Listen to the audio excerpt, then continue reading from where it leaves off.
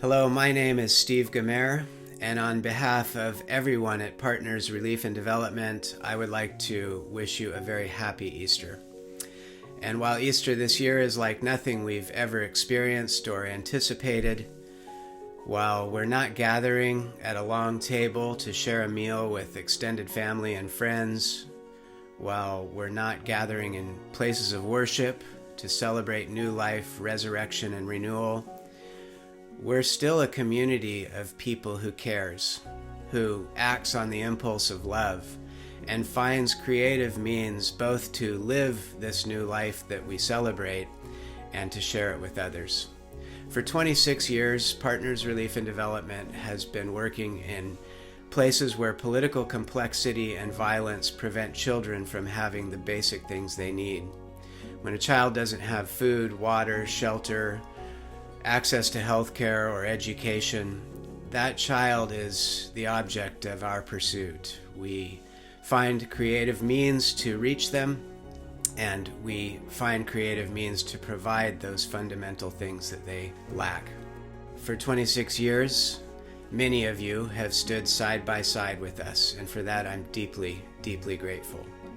Right now, you might think that the coronavirus has shut us down, and in many ways, it has affected Partners Relief and Development just as it has you. We're quarantined, we're working from home, we're not able to travel as normally we do, and added to that is the complexity of banking shutdowns, border closures, and a host of other logistical challenges that are unique to the coronavirus infection. Changes are happening. It hasn't stopped us.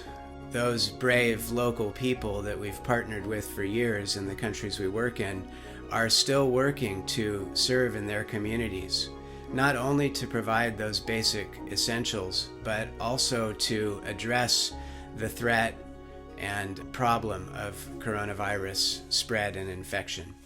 In Bangladesh, where the survivors of the Rohingya attempted genocide live, well over 1 million people, we have medics that were trained by our team over the past few years are not only doing the normal medical things that they do, but they're also working on coronavirus education, helping the refugees there as best as possible, social distancing, and also working with wash stations, hand washing, education for children, and all of the things that they can do in order to prevent the spread of the virus. Our team there is very motivated, and they continue to work through this troublesome time.